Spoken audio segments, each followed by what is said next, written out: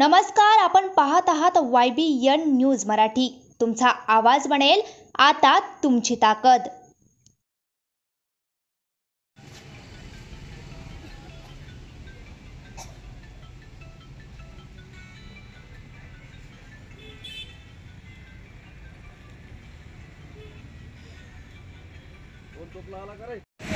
दोन तास होतो इथं मी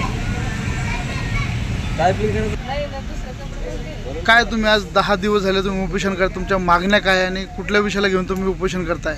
माझं नाव भगवान वाघमारे आहे। भगवान रघुनाथ वाघमारे। मी राहणार आष्टी, तालुका परतूर, जिल्हा जालना।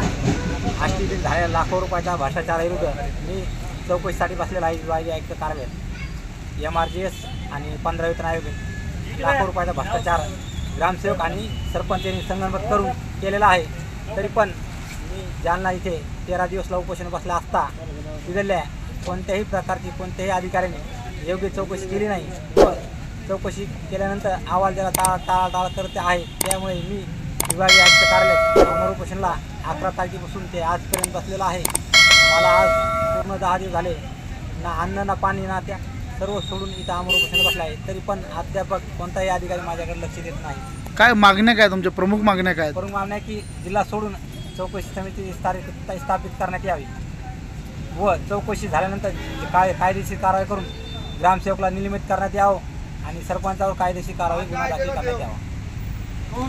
जर तुम्हाला न्याय न मिळाल्यास तुमची पुढची भूमिका काय असणार आहे? माझी पुढची भूमिका आहे डायरेक्ट कार्यालयात जाऊन आतमध्ये आम्ही करण्याची। आपलं नाव? भगवान रघुनाथ वाघमारे।